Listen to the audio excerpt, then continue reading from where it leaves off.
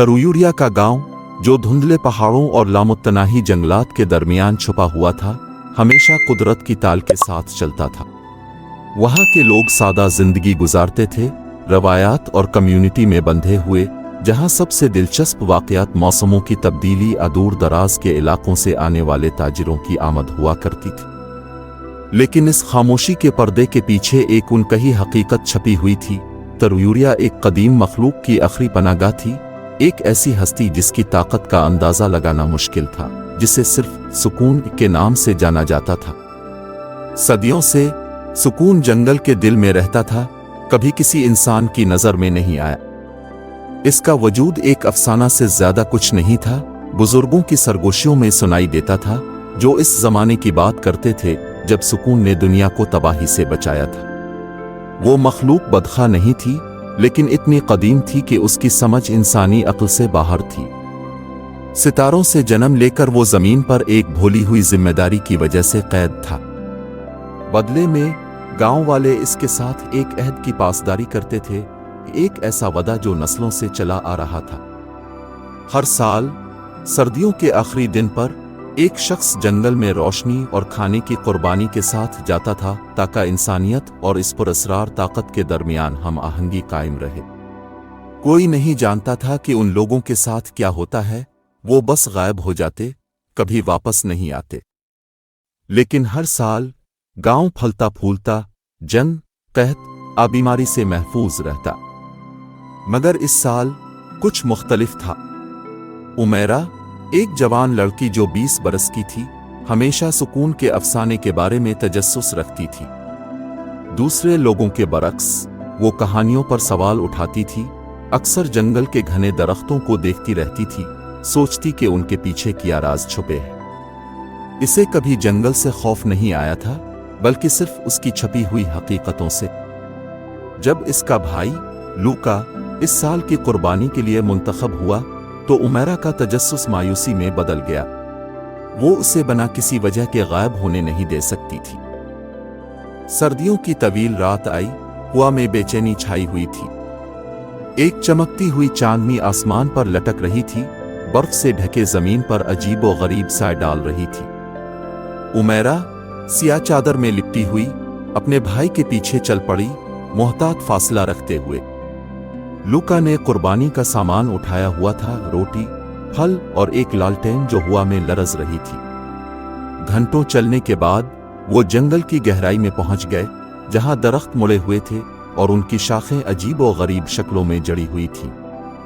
Umaira का दिल जोर से धड़क रहा था, क्योंकि उन्हें एहसास हुआ कि वो सुकून के इलाके में दाखिल हो चुके हैं। हवा बोझल हो गई थी, कुछ बड़ा और अनजाना उनके अर्द गिर्द मौजूद था। अचानक लूका एक खुली जगह के किनारे रुक गया। उनके सामने एक अजीम अलशान पत्थर की कुर्बानगाह थी, जिस पर कदीम नकूश खुदे हुए थे, जो हल्की नीली रोशनी में चमक रहे थे। जैसे ही लूका ने कुर्बानी का सामान कुर्बानगाह पर रखा, जमीन हिलने लगी और हवा में एक हल्की सी गूंज सुनाई दी। उमैरा का सांस रुक गया जब साए जमा होने लगे और उनमें हरकत पैदा हुई, गोया कोई शक्ल इख्तियार कर रहे हो। अंधेरे से सुकून जाहिर हुआ। ये कोई खौफनाक इफरीत नहीं था, न कोई देवता, बल्कि कुछ मावराई था।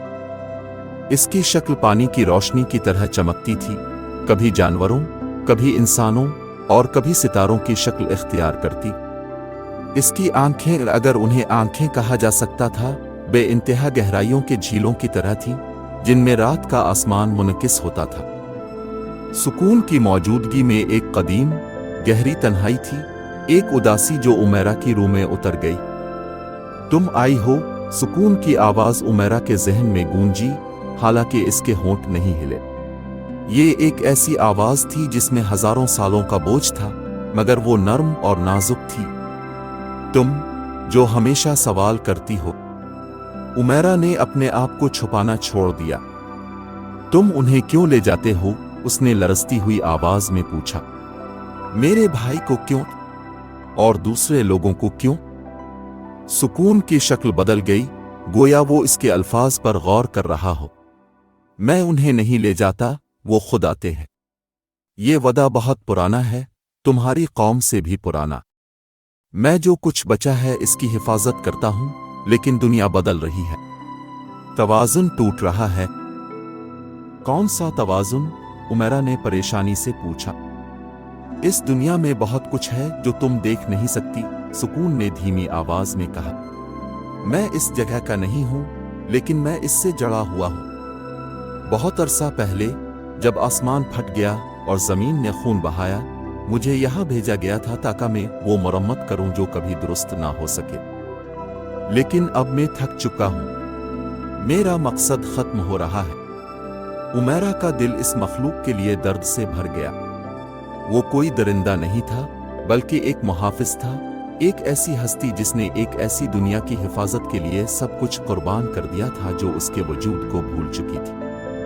اسے یہ سمجھتے ہوئے شدید خوف محسوس ہوا کہ وہ قربانیاں جنہیں رسم سمجھا جاتا تھا، دراصل سکون کے لیے زندگی کی توانائی تھی۔ لیکن عمیرہ دوسروں جیسی نہیں تھی، وہ اس سلسلے کو جاری نہیں رہنے دے سکتی تھی۔ اگر کوئی اور طریقہ ہو تو اس نے پوچھا، اگر تمہیں کسی کو